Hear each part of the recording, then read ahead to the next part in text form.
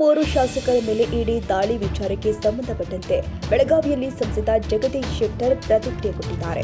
ಹಗರಣವನ್ನ ಮುಚ್ಚಿ ಹಾಕುವ ಕೆಲಸವನ್ನ ಸಿದ್ದರಾಮಯ್ಯ ಸರ್ಕಾರ ಮಾಡ್ತಾ ಇದೆ.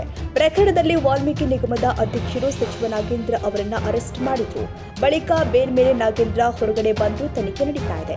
ಇಂಥವರನ್ನ ಮಂತ್ರಿ ಮಾಡ್ತೀನಿ ಅಂತ ಓಪನ್ ಆಗಿ ಸಿದ್ದರಾಮಯ್ಯ ಹೇಳ್ತಾರೆ.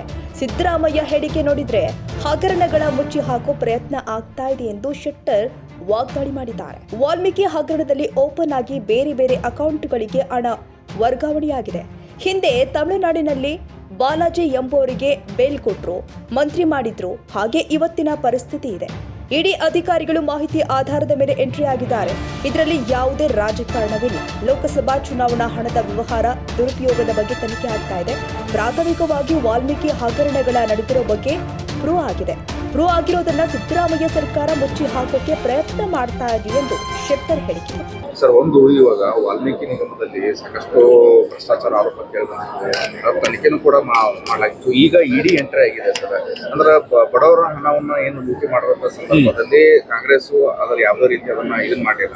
ಈಗ ಇಡಿ ಎಂಟ್ರಿ ಆಗಿದೆ ಸರ್. ಇದರಲ್ಲಿ ನೋಡಿ, ಒಂದು ಈ ಹಗರಣಗಳನ್ನ ಮುಚ್ಚಾಕುವಂತ ಕೆಲಸ ಸಿದ್ದರಾಮಯ್ಯ ಸರ್ಕಾರ ಮಾಡ್ತಾರೆ.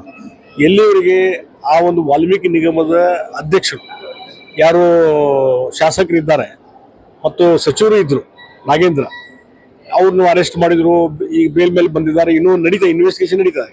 ಇನ್ ದ ಮೀನ್ ಟೈಮ್ ಅವ್ರು ಮಂತ್ರಿ ಮಾಡ್ತಾರೆ ಅಂತ ಓಪನ್ ಆಗಿ ಸಿದ್ದರಾಮಯ್ಯ ಹೇಳಿದ ಮೇಲೆ ಬಹುಶಃ ಅದು ಹಗರಣವನ್ನು ಮುಚ್ಚಿ ಹಾಕುವಂತ ಕೆಲಸ ನಡೀತಾರೆ. ಓಪನ್ ಆಗಿ ಬೇರೆ ಬೇರೆ ಅಕೌಂಟ್ಗೆ ಅಮೌಂಟ್ ಜಮಾ ಆಗಿದೆ.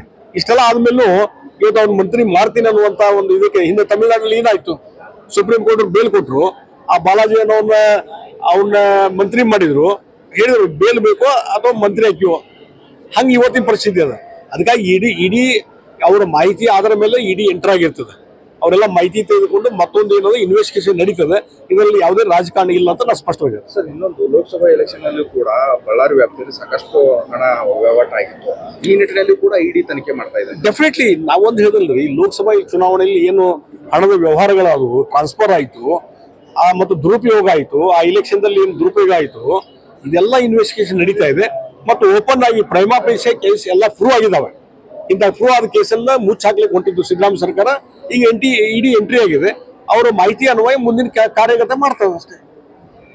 Okay sir, thank you.